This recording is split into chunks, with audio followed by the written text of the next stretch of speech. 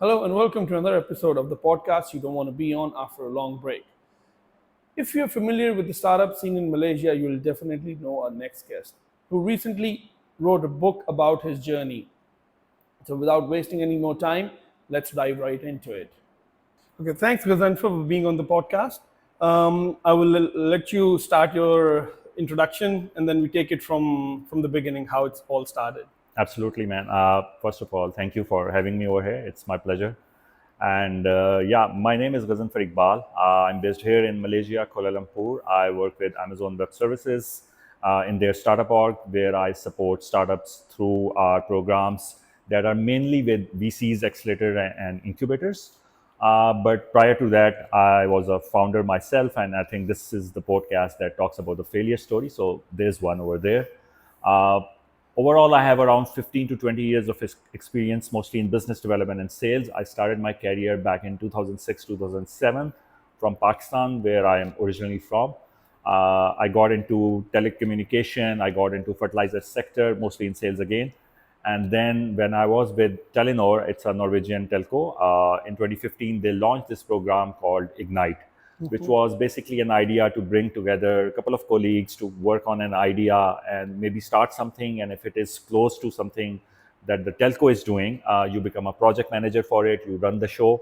Or if it's something entirely different, then the startup is going to be funded by the telco and you are going to become a founder. So it kind of was very exciting for me, because for me it felt like that it's a break from the mundane stuff that I'm doing over and over again, and kind of going step up on the corporate ladder, which is like never ending. Yes. And I was like, okay, this is something, and we can talk about it more later on, that this is something out of the box, and I'm always looking for unconventional ways to grow.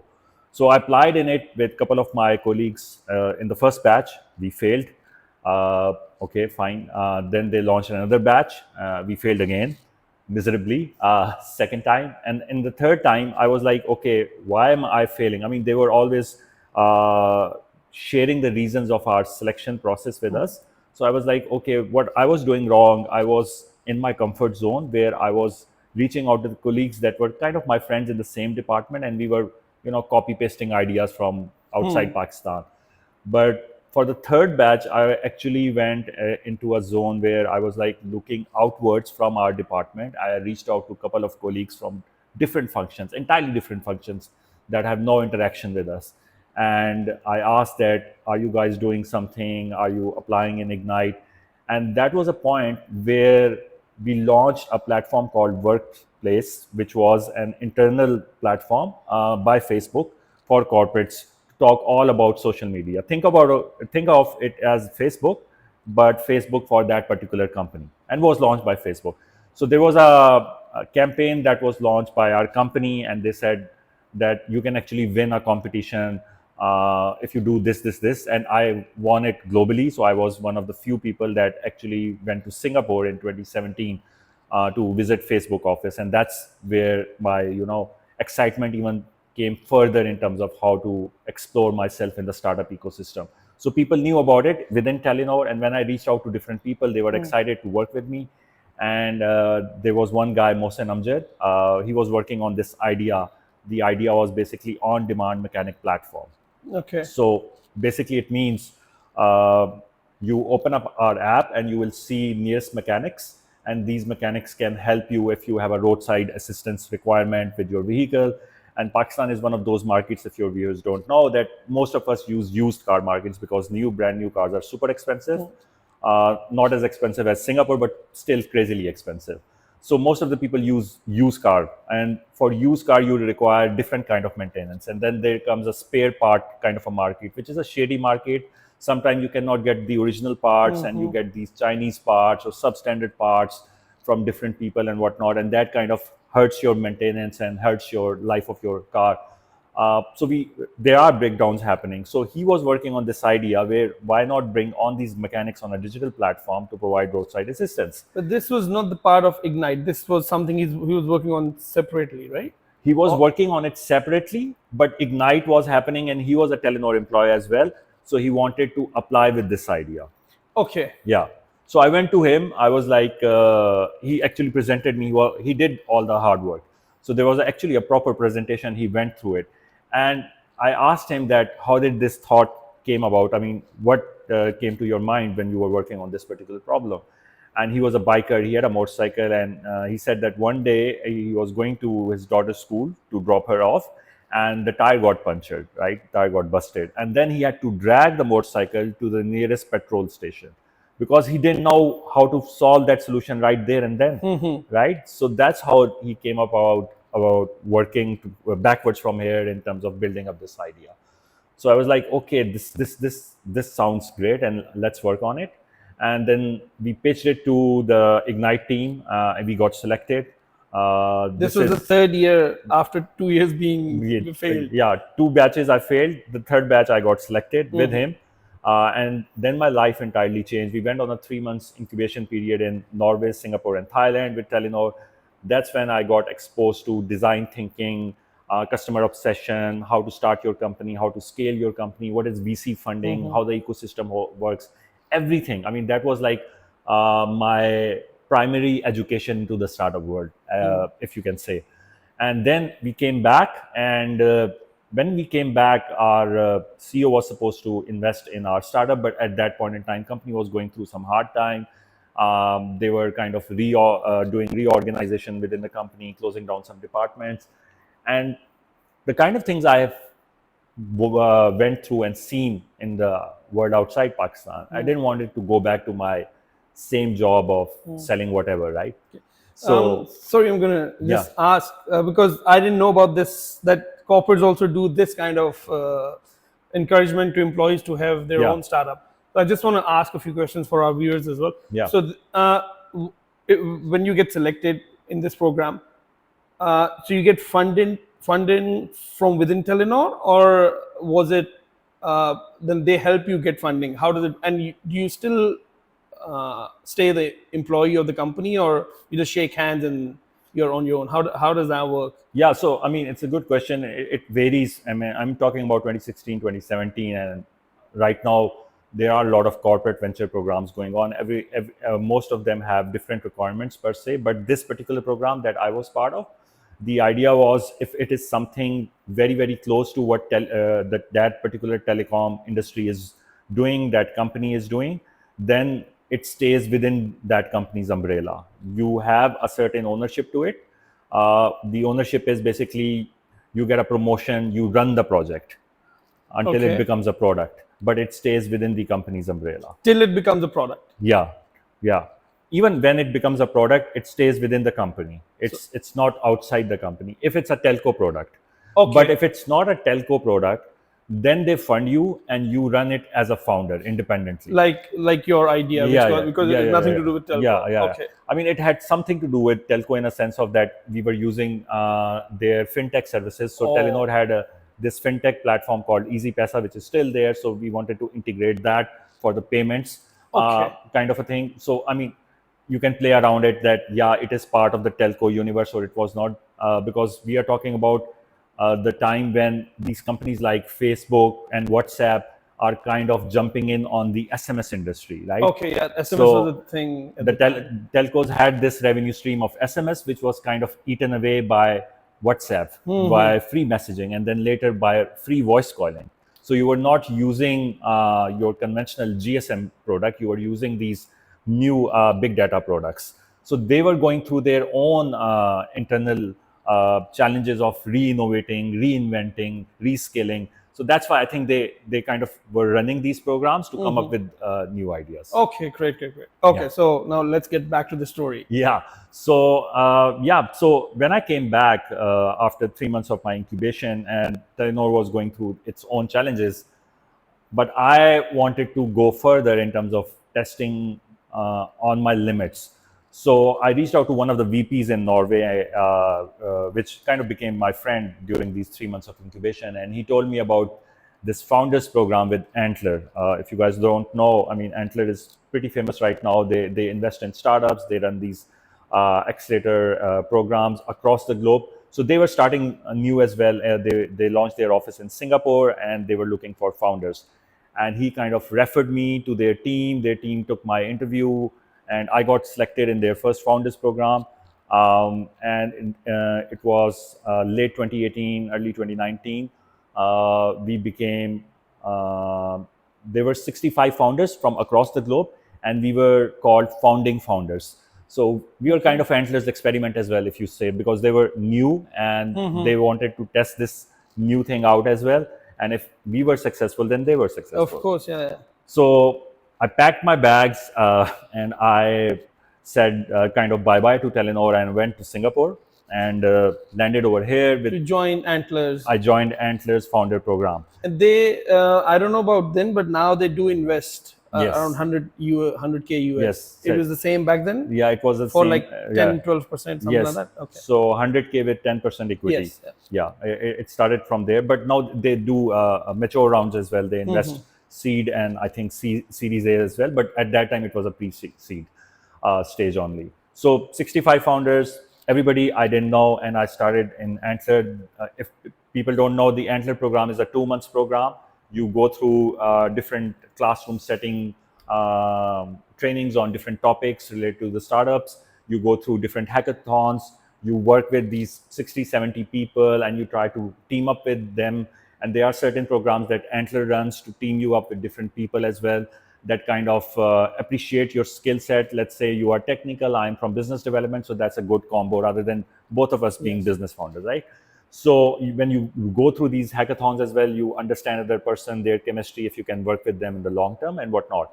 And then after 2 months, you pitch your idea as not a solo founder, but a two As a or team, three yeah. team of founders to their investment committee. And if you get selected, you get the pre-seed funding. And Uh, out of the 65, how many were they going to select? so there was no number at that point in time they decided on. I mean, it can be that if they are 65 and they are in 30 ideas, 30 teams, so they can select all 30 as well, but it had to do with their requirements as well. Okay, yeah, So yeah. there was no number as such on it. I think they, and for that, they selected around, if I'm not mistaken, 10 to 15 ideas at that point in time. Okay, that's a good Yeah. number because Yeah. now they don't select as many. Because Yeah. Antler's Yeah. first cohort here in Malaysia, Yeah. a friend of mine was a part of that, Yeah. and she was in tears by the end of it. She got till the finals, Yeah. and it's not easy. Yeah, yeah. I work with the Antler team over here in Yeah, Malaysia okay. very closely.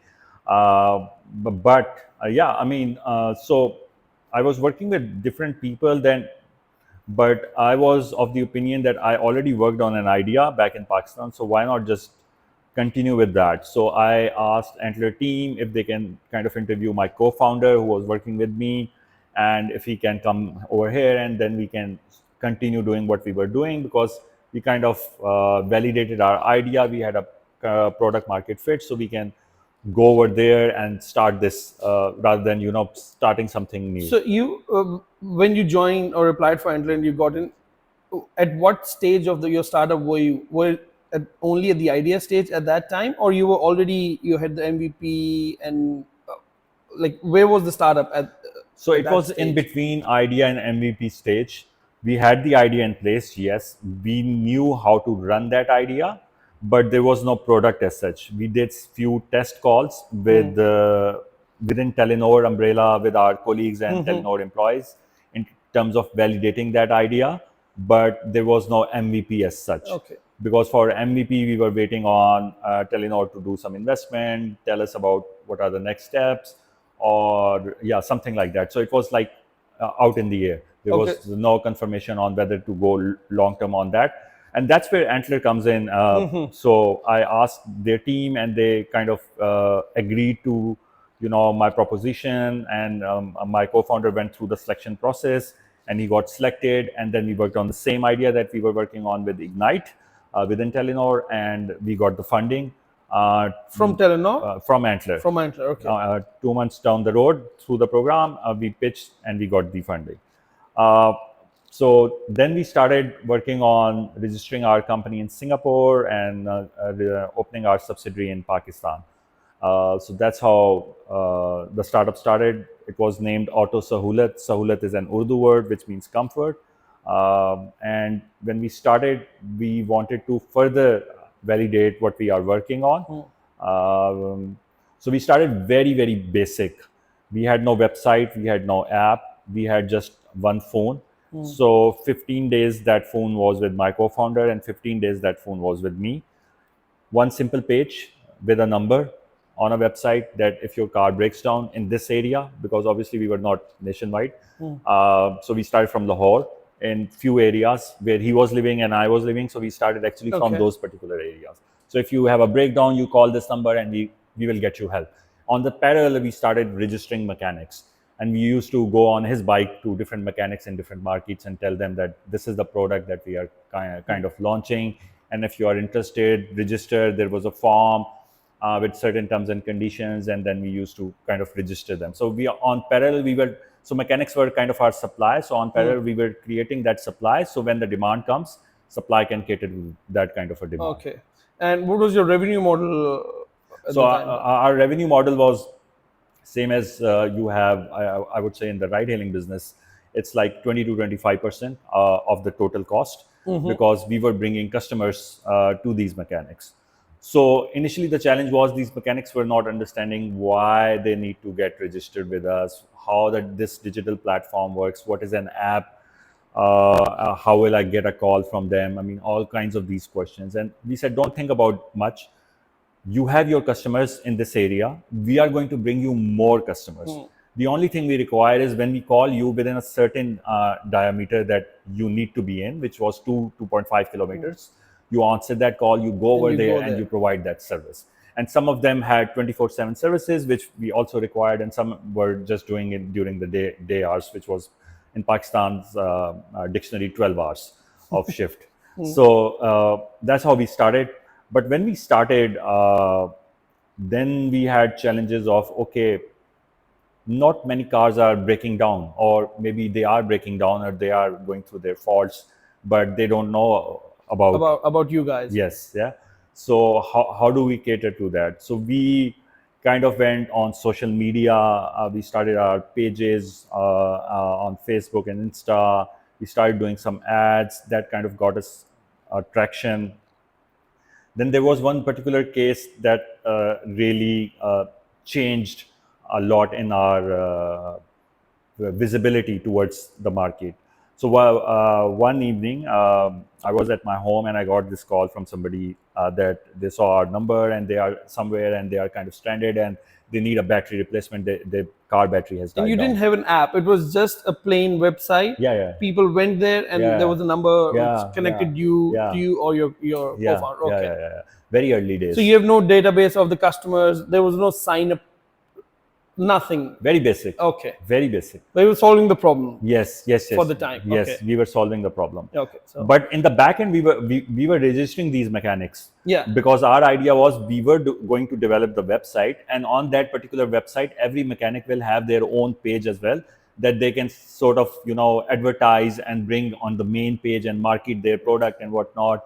And on the sideline, we will have an Android app to initially start with, where the customer can go and see the nearest mechanics, see their rating, their services. There will be integration of fintech And platform. direct contact Yeah, yeah, instead yeah. of So you all of guys that was in the plan. It was in in the the pipeline. works, Yeah. Okay. but we wanted to start with and this is something for your viewers as well. I mean, don't go all deep in terms of investing on your product, like I want this and that. And we are talking a lot about integrating generative AI, because that's the latest FOMO all around. Everybody wants to integrate that, which is great. It's a good technology, but for early stage founders, I mean, first talk to your customers to get the feedback that, okay, you have an idea, but they need to validate it so you can continue changing it. Because if you go big with your product, then making those changes is costly. Yeah. But if you are at a basic level, and because at the end, what does a customer require? In this case, my customer requires that he gets the service at that location when he's facing the That's problem. it. Yeah. Exactly. He or she is facing the problem, right? Everything else would be a gimmick. Like Yeah. if you're advertising, you can buy mats for your car. I mean,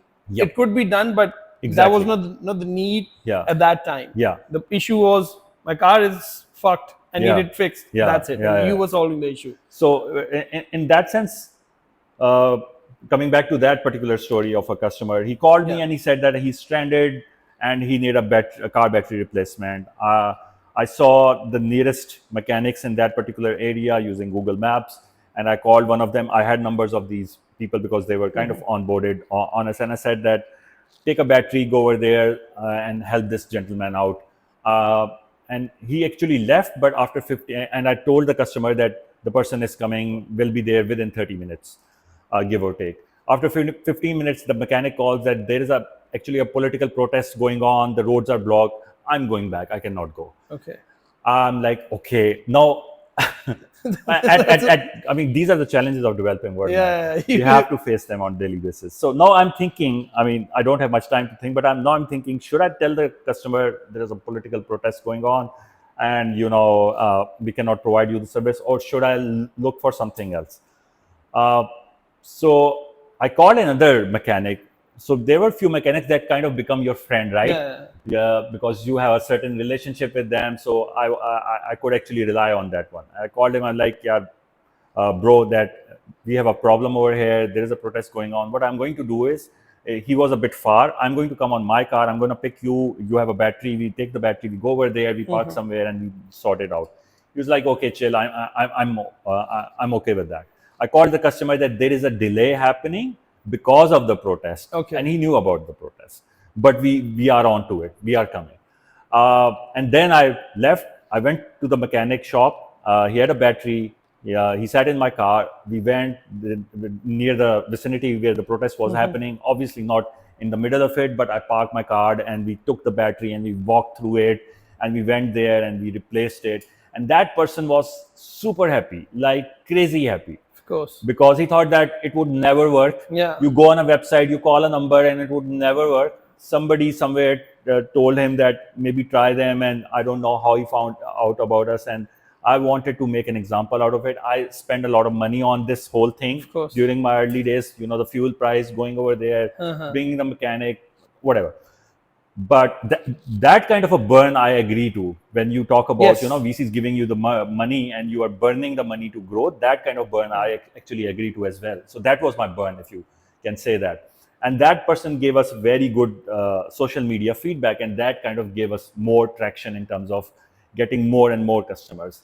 Then we went in terms of developing our website further, because now we had the Antler funding as well. We created these pages for these different mechanics for their services. We started working on our Android app, and we launched our Android app as well.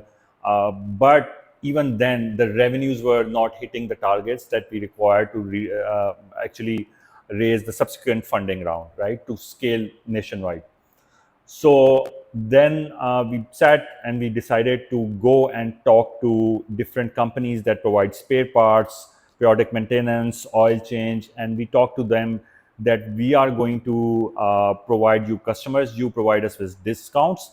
We will create discount codes in our app. Customer can come use that through that app, use the discount code, and you give them the discounts. So that was an other revenue stream that we generated that was not part of an initial idea. The third one that we went with was helping the B2B customer side.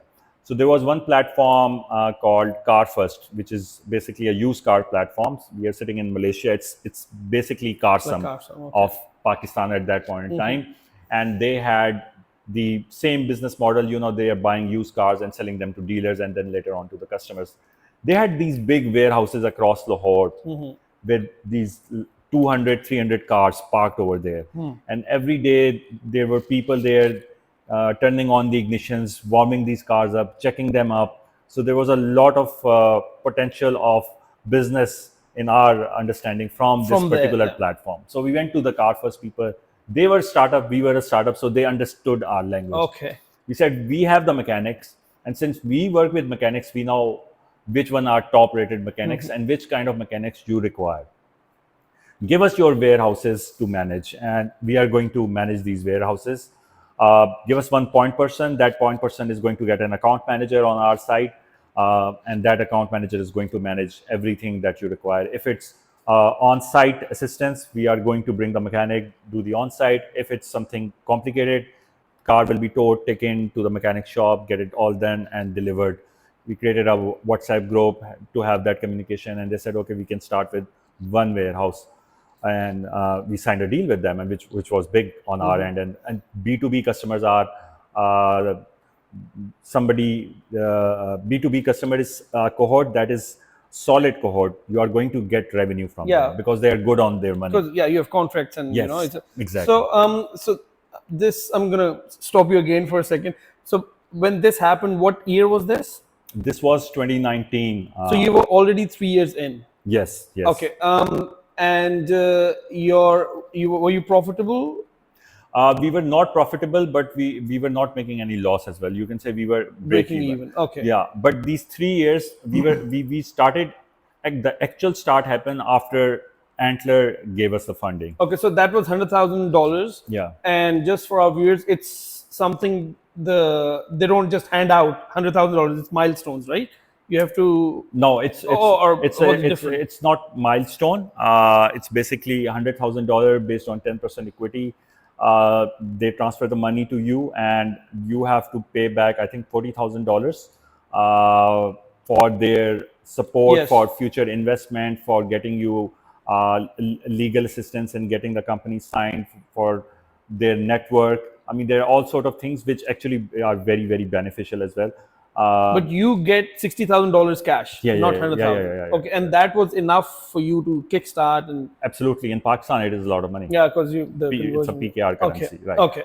And so we were doing B2C, we were doing B2B, we And were experimenting. and no more funding was raised for in those 3 years from No, 16 to 19 no funding was because you raised. were breaking even, you were generating revenue, Yeah, breaking even, and you had that yeah. $60,000. Okay, so But 16, 17, and some part of 2018, it was idea stage, and it was so with Telenor, it was just an idea. I was already doing my job on the parallel, right? okay, you had not quit. Yeah, yeah, yeah, Okay. yeah. And then when I joined Antler and they funded me, then I was not part of Telenor, and then even my founder, and then we were fully invested in this particular startup.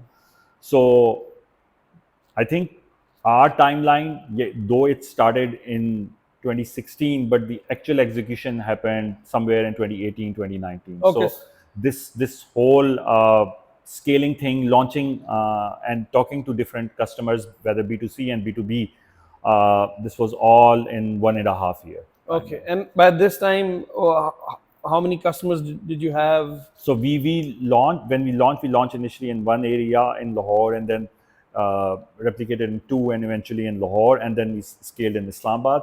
So in 1.5 year, we scaled in Lahore and Islamabad. We had I cannot remember exactly how many services we provided, but we were serving around two major cities, Lahore and Okay. Islamabad. Islamabad is the capital city. And we had partnerships in place with a lot of companies, and we were in talks with Kareem as well, which is a ride-hailing unicorn, equivalent of Grab, in terms of providing their drivers the services from Auto Sahulat as Okay. well. Okay, so things were good. Yeah. There was growth. You were signing deals left, right, and center.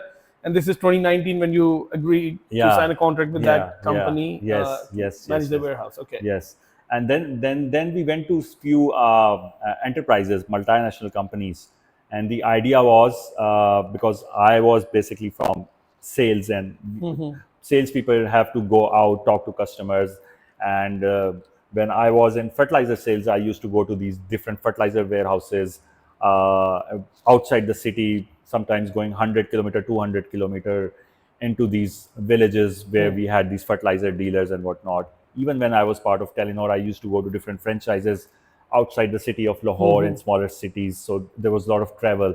So we went to these enterprise companies who had these sales employees, and they had this daily travel to go to different places to talk to their customers. So they require maintenance, right? And Yes. they don't have time to maintain. And that was something that I know for myself, because I faced the same problem, whether to go and talk to my customer or whether to go to the mechanic to get Fix this your thing car, sorted. yeah. So I needed to get the day off. And the day off usually that I get are Saturdays and Sundays, and those are the days I want to spend with my family. So we said to the admin teams and the HR teams of these enterprises that we are going to bring the mechanics. Your cars are parked over here. You tell us the day, and we are going to maintain them, do all the periodic maintenance. And Okay. that's how we got the enterprise business as well. Okay. So we got the startup business, we got the enterprise business, and the third one, the holy grail in all of that, was Kareem and Uber, because they had like lot of rides happening at that point in time. They were also in early stage in Pakistan, although Kareem started their journey in 2012 from Dubai. But when they came to Pakistan, it was, I think, 2014, 2015. They were acquired by Uber in 2017. So they were a big brand. And they were in numerous major tier 1, tier 2 cities in Pakistan. So signing a deal with them is going to help us a lot. Yeah, of So course. after doing this, we had that confidence. Okay, now we know the network, we know the mechanics, we can help them as well, although the volume is too big if it comes from their side. And why we thought the volume is going to be big? Because they were doing, like, I think, more than 100,000 rides a day at that point in time across Pakistan. And most of these drivers do these shifts for 12 hours. So that means 12 hours they are on the road. So yes, they will definitely have the potential of breaking down or having Yeah, some of or course. other sort of a problem. And rather than going to that particular company, we actually took rides. We booked rides and we started talking to these drivers that something like this happens to you. You need a spare part change, your car died down, some electrical wiring is broke, your tire is punctured. How do you solve this? They're like, I call my mechanic, I call my friend, and if there is no help, we have WhatsApp groups of drivers, and I write over there and somebody tells me or somebody helps me. So Okay. it was all haphazard, there was no structure or process to it. And we said to these drivers, why don't you add us in these groups? These were private groups, these were not Kareem groups, right? And we got ourselves into these groups as well to start providing these services, to create the data points for ourselves. So when we go to Kareem, we had certain preparation in place. Yes. And that's how we started. And then we went to Kareem, actually. We gave them the presentation. We said this is something that we want to do. They were excited. And Kareem is one of those companies that support the startup ecosystem. And if you see in Pakistan, many of the startups right now, their founders are ex-employees of Kareem. Oh, So yes, so they were like, okay, get back to us. They had some requirements. So everything was going up in that trajectory, and we were also looking into the car first model as well, providing used car markets through our platform. So when you start an idea, it's a very basic idea. Okay, and for me or for my co-founder, that your car breaks down, a mechanic comes and solves it through a digital platform. That was the idea. But now, in this journey of 1.5, 2 years, we are talking about so many things yes. that were never there on the table. So that's how you start. It's evolution, right? Yes, exactly, exactly. Even the ride-hailing industry. Why I talk about, because after this I joined ride-hailing industry.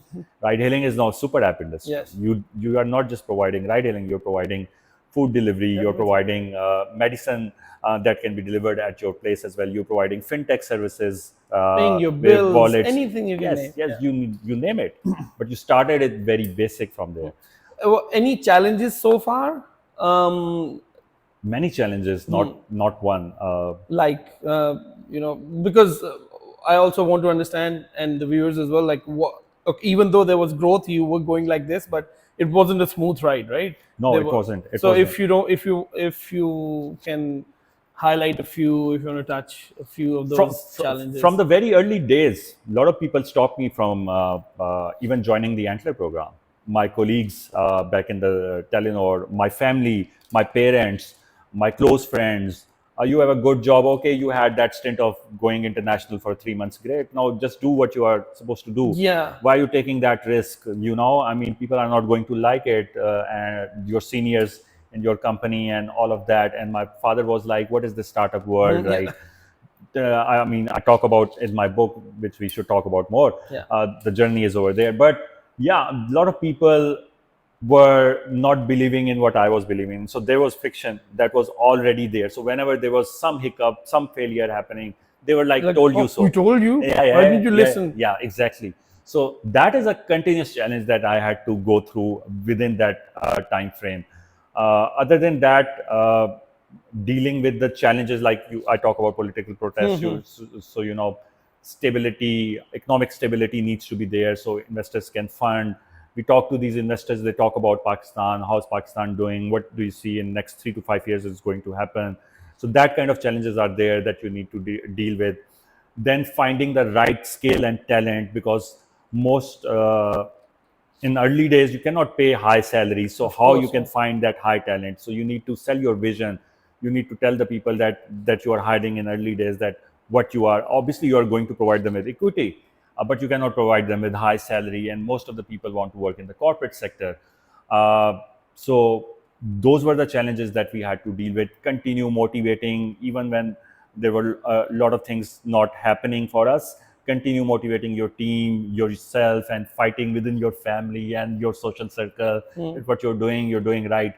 And at nights, sometimes it becomes very lonely. You are alone and you are actually questioning yourself. See, most of the people around you are like questioning you, or even the people that are supporting you are questioning your new thing. Okay, we are going to go into the B2B space. So the mentors that I was working with, why B2B space? Focus on B2C, Because and it's doing well, right? yeah, Yeah. yeah. So, So you are always questioning yourself. So you need to be mentally super, super strong to continue down that road. because yeah, it comes to then that point when you said it gets lonely. You think I cannot be the only one who's right. If everyone telling me that you're not doing the right thing, they must have a point, right? Yeah. That's what it comes to you. But if you believe in your product, if you're good at it, if it's working, then yeah, all these voices should just bounce off. Yeah, absolutely.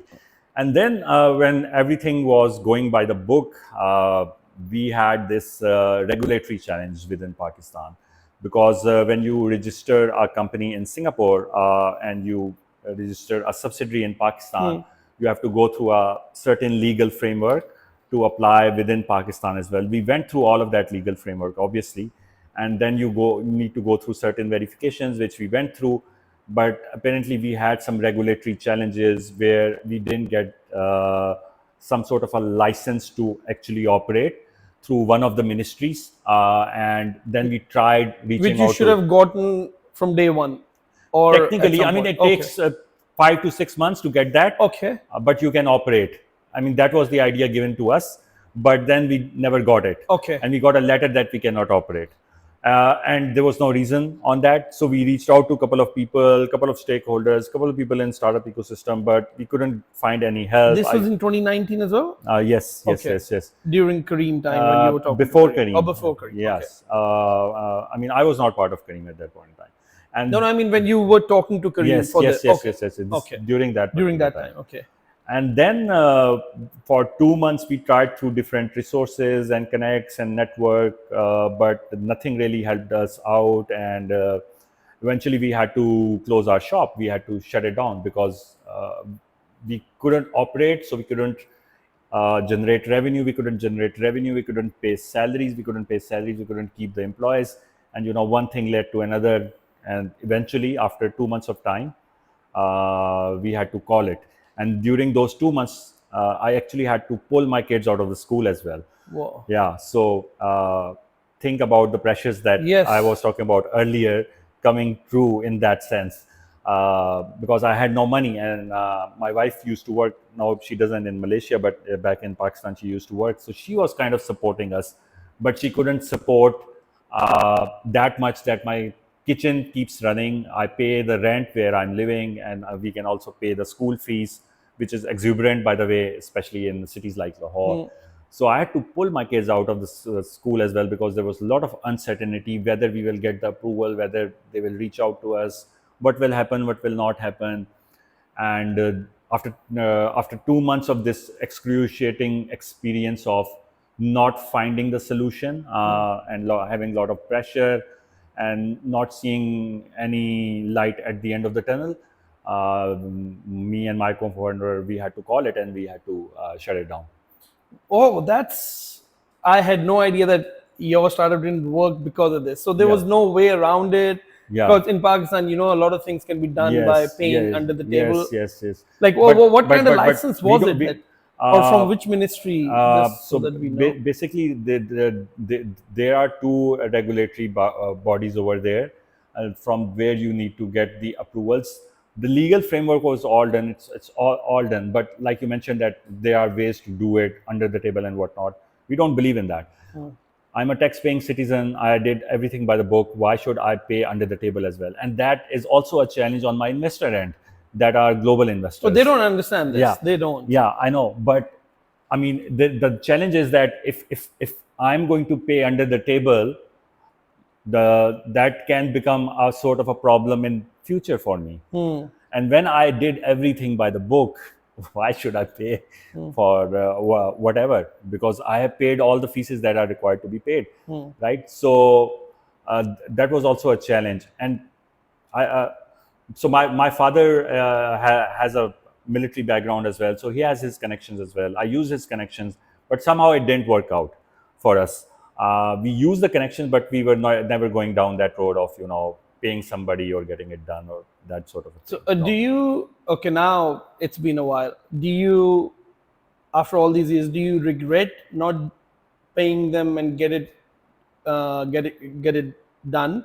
After, like, at that time, you say, okay, it's against my thing, but that ended up, the your company being shut down. So do you think, or if you go back in time, do you think you'll still stand by the same point, or you'll say, fuck it, I'll pay, at least because we had growth, we had company was on a growth trajectory. So do you think, or you still will say, no, this is against my thing? Because in Pakistan, that's how the whole fucking country is being run, right?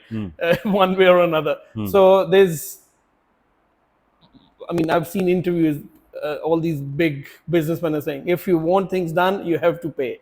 So, do you think, and maybe in the back of your head when you started, it was also a thing, maybe at some point I have to pay someone to get something done?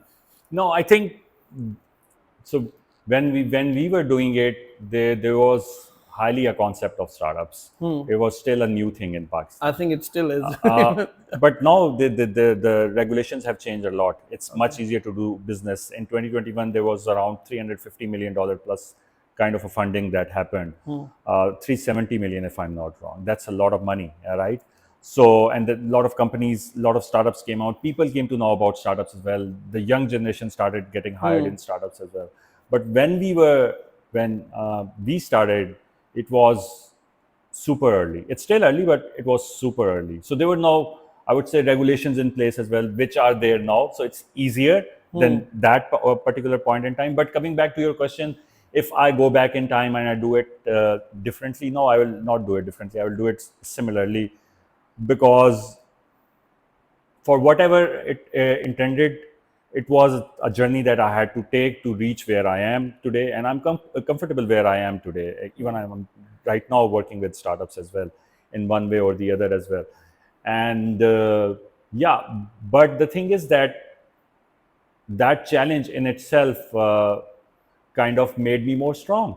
If I didn't go through that, pulling my kids out of the school and going through all of these challenges on my personal side from my family and my friends, talking about that you made a mistake all over again, and just going down the bottom of the pitfall and then starting all over again. So that has been kind of my story many times in the past as well. I start, I grow, I reach somewhere, then I crash, then I start all over again. It just happens to me. So that is part of the journey. So when people say, hey, if you can change it back in the time, you cannot actually change it back in the time. That is how the destiny had to be written for you, to go through it and maybe learn something. And maybe it wasn't for me, or maybe it was an experience that I had to go through to be where I am today. I stand by my principles. If I'm doing everything by the rules, by the laws in place, then I would not deviate from that. And that is what you should be doing as well, in that sense. And that kind of, I think, now I mentioned, so there are a lot of startups, regulations have happened. Uh, it's more easy to do business in Pakistan than it was at our point in time. So maybe we were the early example for them to think and rethink and change it accordingly. I just had to go through it. Actually, the reason I asked this question, because most of the startups which don't make it till the end is because of other problems. Is because they couldn't get the funding, because they were too early to the market because there was no nice product fit, or they didn't know how to run a business. Like all different Yeah. sorts of reasons. This is probably the least of the reasons why you a startup shut down, right? Yeah. So that's why I asked, like, if because you knew the business, Yeah. you were growing Yeah. at a good rate, Yeah. so there was nothing wrong with the business. There was nothing wrong with the idea. There was Yeah. nothing. Even if there was, you can always pivot, change. Yeah, exactly. So that's why I asked that if you could go back, and would you still do it? But again, you said because Yeah. for you it was a learning curve, Yeah, and it that's how wouldn't. I take it. And Uh huh. even then, at that point in time, I went to Antler. Even in Antler, there are a lot of people that I am still very close to. I respect them. They have mentored me a lot, and still do in some way or the other. And I said to them, "Hey, can you guys help me? Maybe we can look into the Indonesia market. It has similar demographics as Pakistan, more or less same kind of populations, challenges more or so. So they also require this idea as well.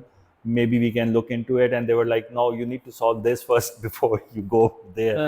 Uh, So yeah, but I mean, I tried finding a way through it, but through a proper way, not through going here and there and okay.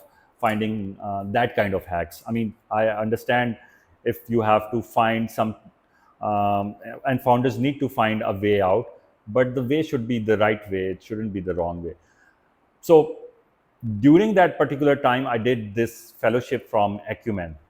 I'm an Acumen fellow from their 2019 cohort, and it's an international NGO. It works in the social entrepreneurship space. And before that, I had no exposure to social entrepreneurship. I met with people from different companies and different organizations that I wouldn't have met if it wasn't for Acumen. And they were working in education space. I know people still do, and they are very close friends of mine.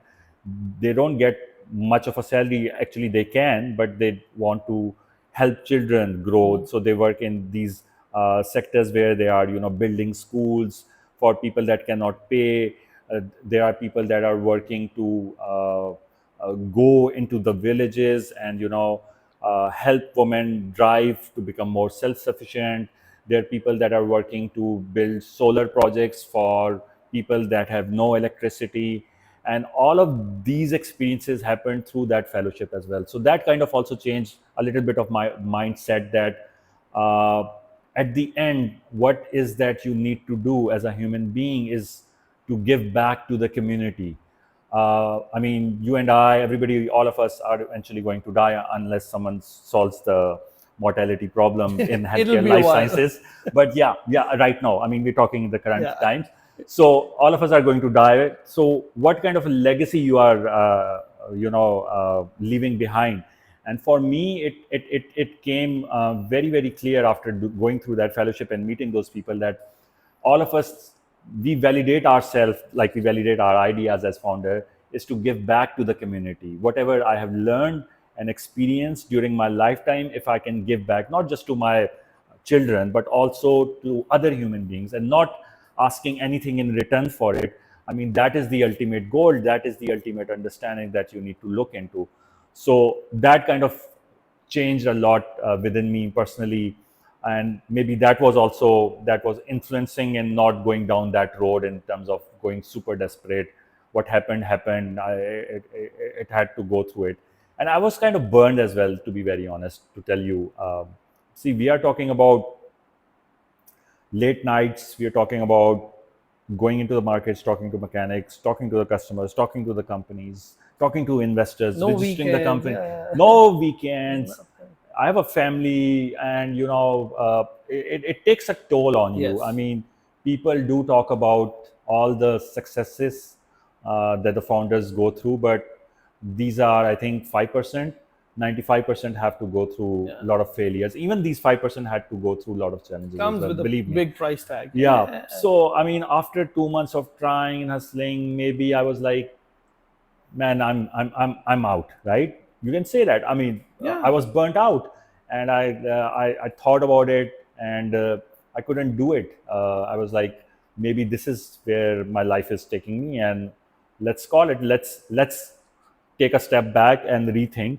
And so there's a study, I don't know done by who, but second time founders are more successful than the first time founders. So Yeah. I did a startup, I know a lot. If I do it again, maybe I will be more successful, and if I will not make more mistakes than the ones I did in the past as well. Even solving the regulatory challenges, a bit of it is on us as well to figure it out and navigate the uncertainties we face in the developing countries as well, right? So it is, I would not blame it all out there that okay, this happened because of this. It happened because we didn't do our homework properly as well. But yeah, I mean, after trying and after going through this challenge and eventually calling it, I think I was a bit burned out as well. Okay.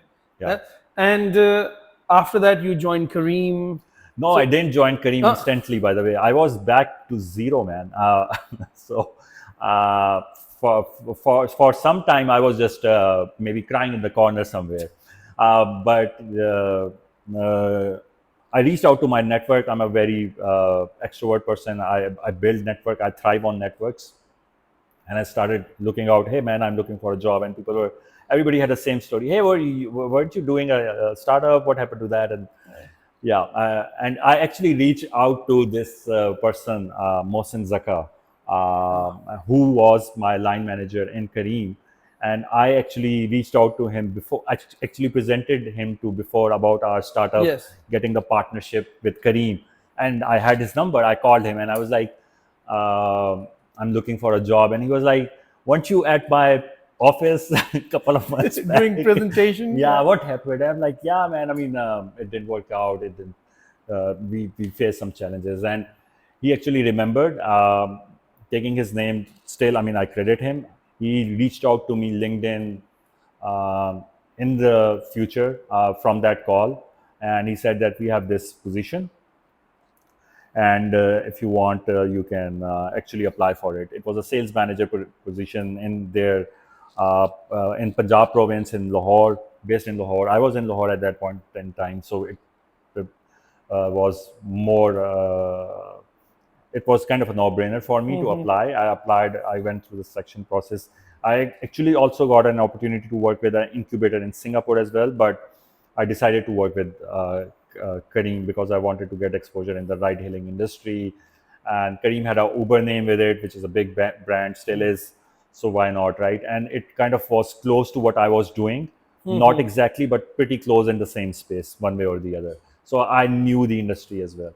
And again, it was sales. So sales is like something that I love doing. So I joined Kareem in September 2019, 15 September 2019 to be very exact. And then couple of months into Kareem, we had COVID. Ah, So, brilliant. so back to square one, right? And in our lockdown, and we were talking about it earlier as Yeah. well. Back into the houses, again going through uncertainty and what is happening. And see, for the ride-hailing industry, it is back to zero, right? Because the lockdown, there is no ride-hailing Yeah, industry. of People are course. not going out, so we are not making any money, any revenue, right? So my startup days are all over back again. And then in 2 months, they had to take this tough decision. The management had into laying off people as well. Everybody was doing it. I mean, they were figuring stuff out.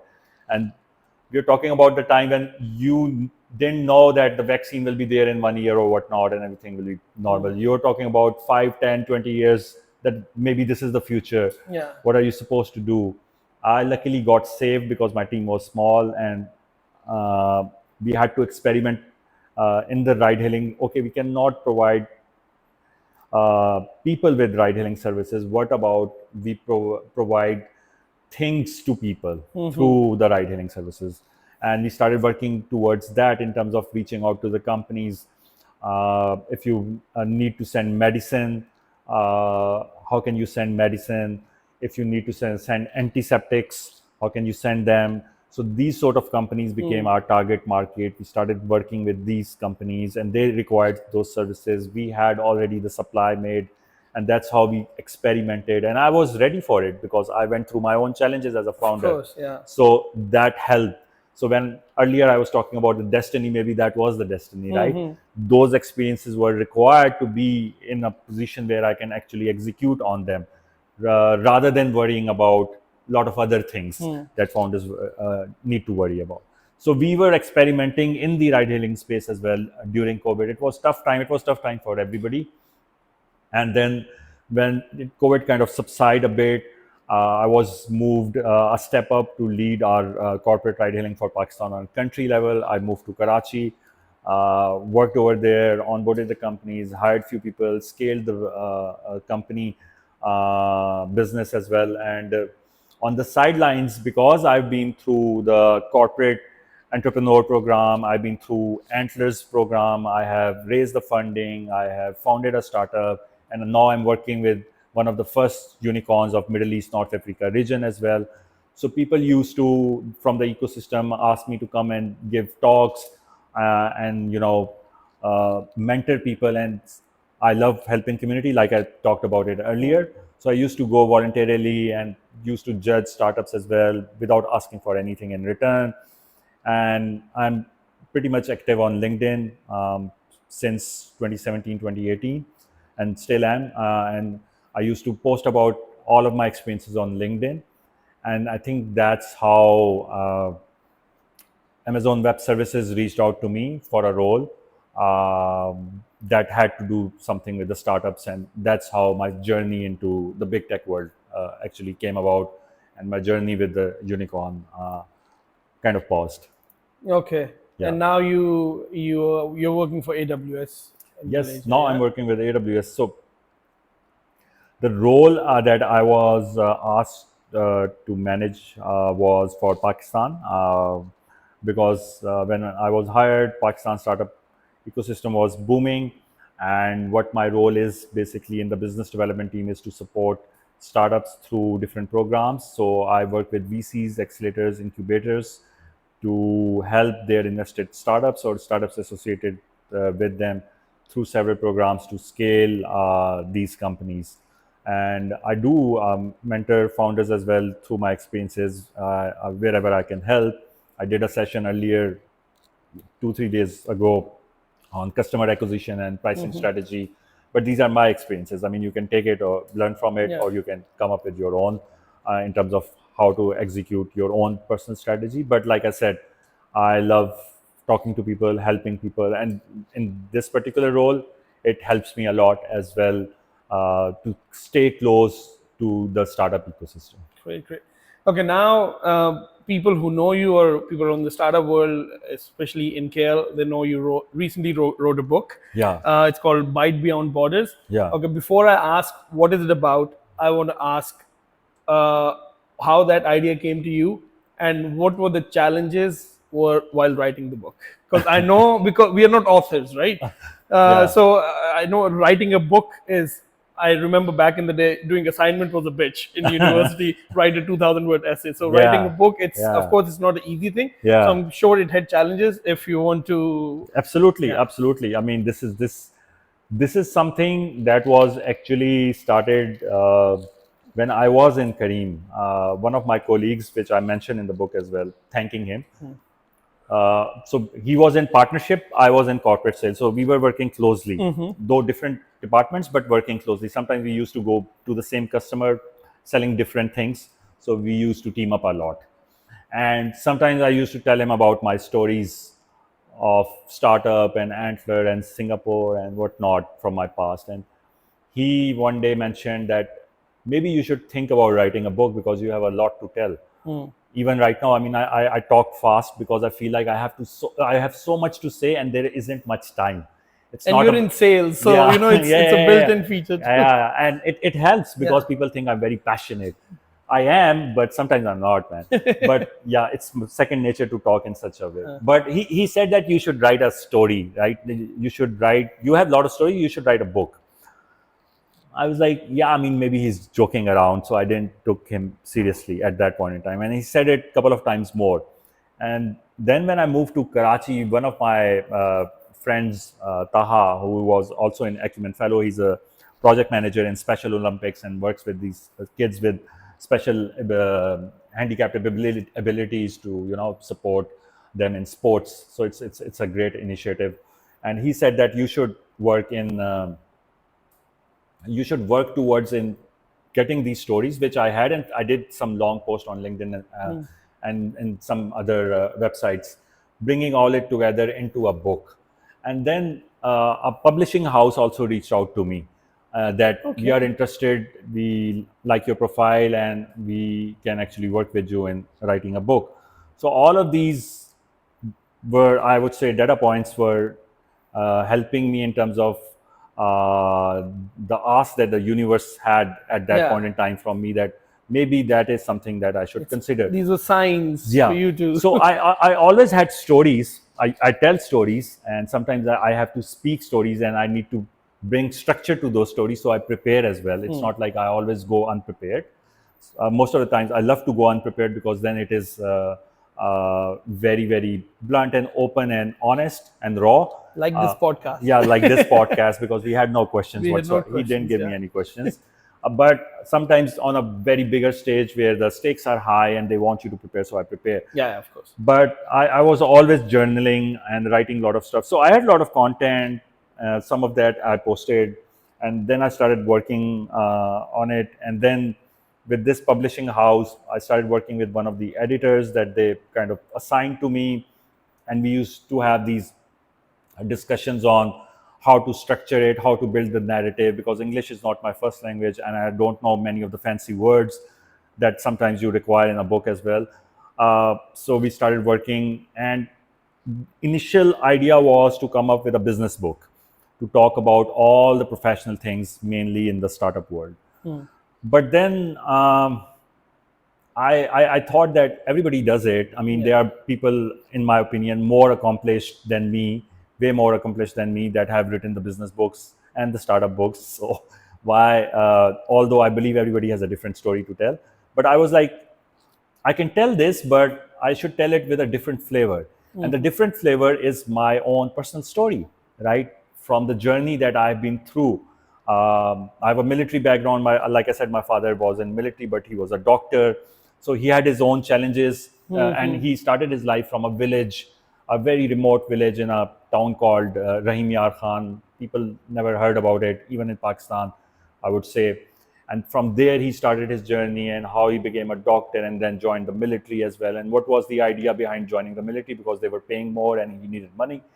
Who doesn't? And all of those challenges, and me starting from that military family, because in military family you go to different stations, you get posted every time you go to a different station, different school, different friends, then you go somewhere else and start all over again. That's why I think I am very much tuned to starting all over again in a lot of Okay. companies or within the startup ecosystem.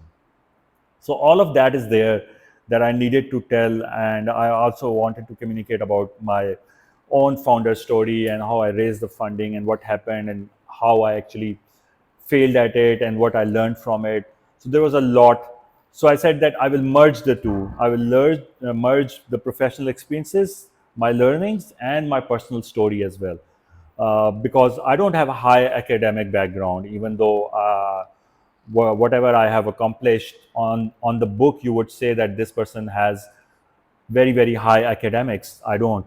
I was actually very, very low the bar, you would say, within my early school days. I was very introvert kind of a person. I was bullied a lot, that I talk about it in the book. I had a very skinny body. Kids used to say all the names to me.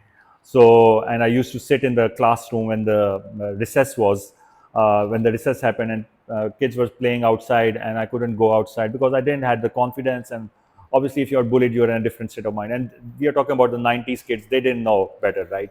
They didn't have the internet or whatnot to know about. So I don't blame them, but I had to go through it. Yeah, so all of that was there. And then I also think that most of the people out there don't do it, don't go for big things, because they already think in their mind, oh, I don't have this, and that's why I cannot do this. Yeah. I never had all of that. Okay, people say you are from a military family, your father was a senior person. I have 4 siblings, they are from the same family, so their accomplishments are way, way different than mine, right? Most of them are in the same hometown that from where I actually started my grade 2.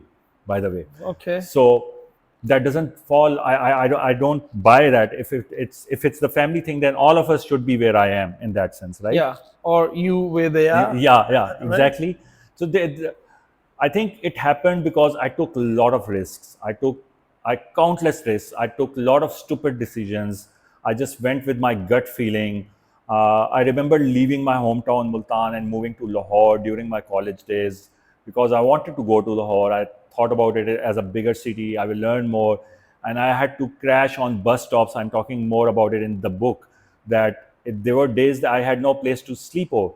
I mean, my friends were like, those were young people as well, students, right? They were not earning, as say, so they didn't had their independent places. And there were times when I used to go to this bus stop, the company called Devu. People in Pakistan would know that they have Devu bus stops. So I used to go and just crash in the night at the bus stop because it was open 24/7. And one day it wasn't open, and it was a winter month of December or January. I mean, fog was there, and I was like, "What am I supposed to do now?" I mean, I had no clue. And there was it was on Firozpur Road, still is there. The opposite road had a bench, so I went and I stayed at that bench, and I was shivering. I spent the whole night over there, man.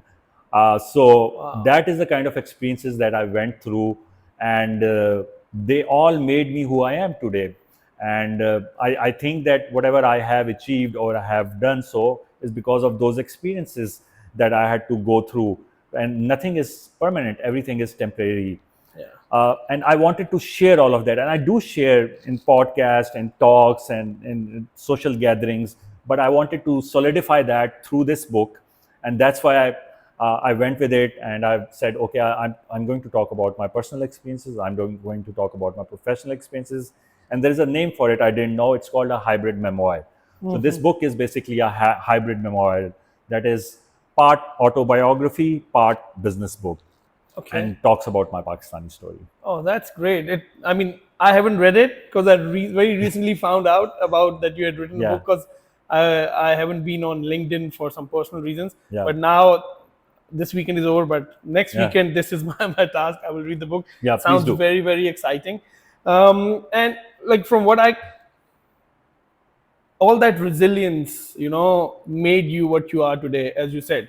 And I think that's very important in life. If you're living in your cocoon, then you might succeed, but that the definition of being successful would be very different for someone like that and someone like you Hmm. or entrepreneurs, because we have been hit with against a wall over and over and over again, Absolutely. and then you still you get up and say, Hmm. fuck it, Yeah. we have to move on. So it's a very fascinating. I'm really curious about what's in the book. You have given us a little bit of hint, and I Everything will. is in the book, man. I mean, I'm asking my family, my wife, and my kids to read it, and they haven't read it yet. Few parts. My daughter was like, she read the first chapter, and she was like, "Oh, this is very interesting." And then she went and read the last chapter. She was like, "I want to see what's at the end of the book." And then she was like, "Oh, are you gonna write another book?" I'm like, "I don't know." Because your last chapter tells that there is still a lot.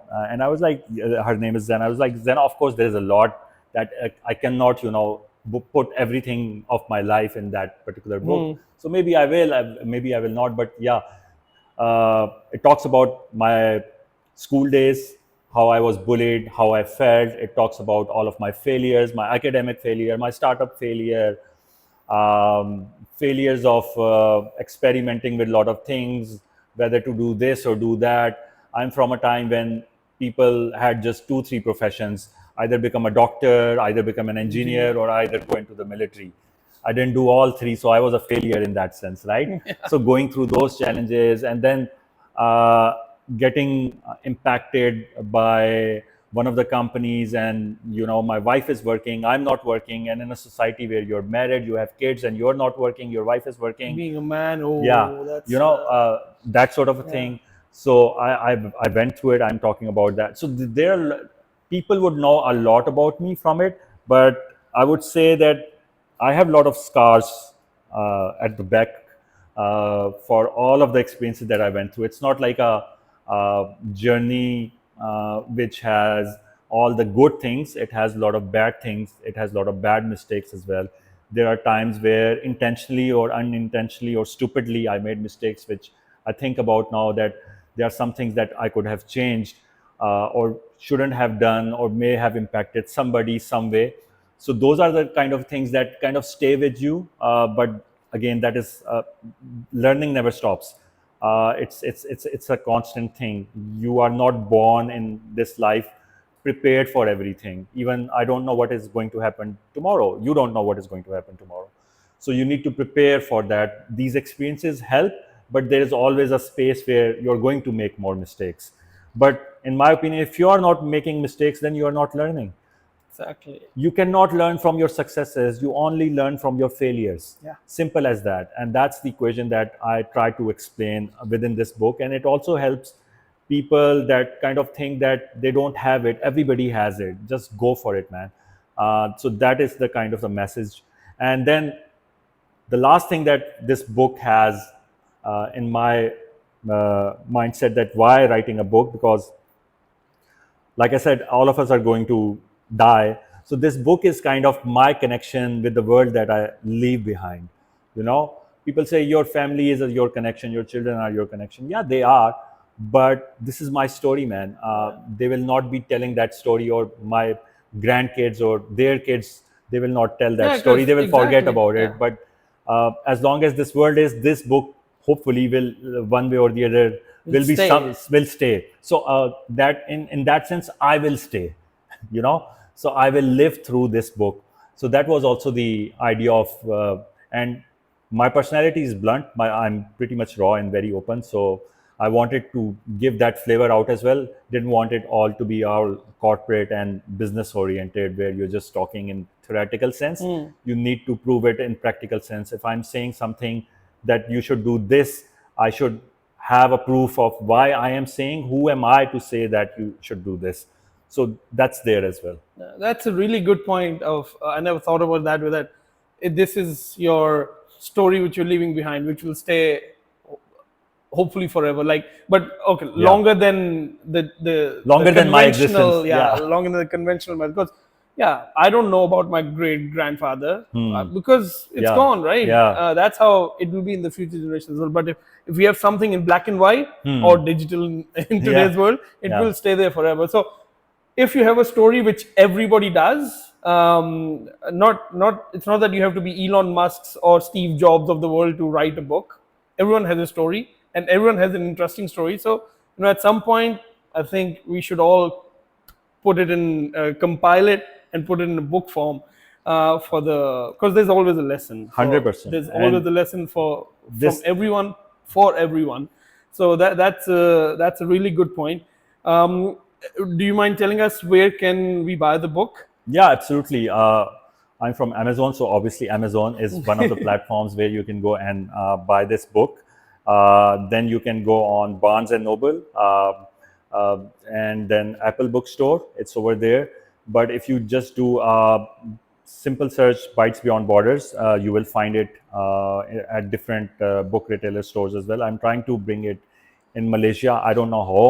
So if you guys know, just comment on Humayun's YouTube channel. I'll go through it. And I'm trying to launch it in Pakistan as well, because it at the end is a Pakistani Yeah. story. So with Liberty Books, I have kind of signed a deal. Okay. Hopefully within a month or so, it will be at their stores in Karachi, Lahore. Great. So you can go through it, or you can just uh, reach out to me on LinkedIn, and I'll find out a way. But yeah, on most of the platforms outside Pakistan, it's super easy. But I'm trying to get it in Pakistan as well.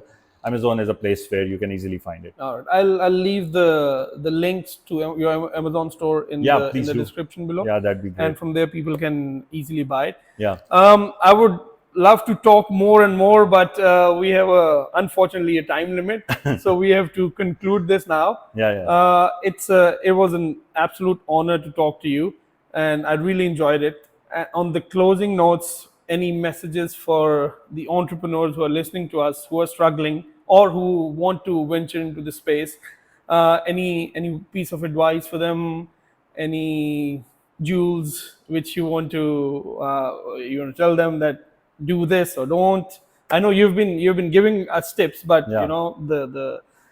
I think, I mean, yeah, I would love to come again once your channel is all grown and uh, talk more. I love to support Thank you. people that are in early stages more than that the people that are already established, because you need to give a hand, right? Yeah, Because you got a hand as well at some point in yeah, time. But giving the message out to entrepreneurs, and not just entrepreneurs, professionals, and other people as well from different parts of life. I think, in my experience, I'm 42 years old, talking from a little bit of wisdom that I've gained in these years, is always listen to your gut, man. And that's what I did. You yourself know more than anybody else what you want to do, where you want to be, and it comes from inside. Call it your consciousness, call it your inner voice, call it God. I mean, whatever works for you, but there is something inside you, that is you, that is telling you what to do. Just go for it. Sometimes it will take you places where you shouldn't be, but once you look at it from 5, 10 years perspective, you would actually love that you were there, because from that point you had to turn and take the right path. And always be open to experiment, go out, meet people, talk to people, but you yourself know what you want to do. So follow your own voice. I have always did. uh, and sometimes it has taken me into dark and dingy places, sometimes in a corners where I was super alone. But that's life. It doesn't need to be always things, doesn't need to be always about happy things, right? of It course. cannot be like this. That is not life. If your definition of life is this, it's not life. Life is this. Yeah, It has its ups and downs, and those ups and downs actually make it worth living. If you are always happy, how would you know what happy is? yeah, You need to be sad to become happy exactly. Yeah, and value that yeah, happiness. You need to be broken to have the value of the money. I give my children a pocket money, and that's it. They have to spend that pocket money. I can give them more, but I don't. I'm like, this is the money that you have to spend your month in. You can go and spend that in the now, first day, or spend it in 30 days, or spend it in 1 year. I don't care of accumulating all of that pocket money. Do what you think, but that is it, because they need to understand the value of money. Otherwise, I can give them the unlimited cash. They will never understand it. They they'll will never never grow. learn. Yeah, And Jensen Huang, who's the CEO of NVIDIA, I mean, who am I to talk about him? I mean, he's done great things. But one of the things that really connected with me, that he said that you will never be able to learn if you don't suffer. of course. Suffering is required. And especially people listening from the developing world, I know we have our challenges, man, but we are lucky to be in that place because we are suffering. When we suffer, we can actually excel. And when you go into the developed world, you can actually do anything, because you have been through challenges that were not there in the developed world per se. And find your suffering, and you have to suffer. If you are not suffering, you are not growing. And that's not me, that's a $1 trillion CEO saying Yeah, that. So exactly. if you don't want to listen to me, listen to that person. But to attain the happiness, you have to go through the sadness. So my final take on this would be that always listen to yourself. You yourself know what you want to do, and go for it. And you will make mistakes. Just learn from those mistakes. Don't keep doing same mistakes over and over again. Learn from those mistakes. Keep doing new mistakes. That's fine.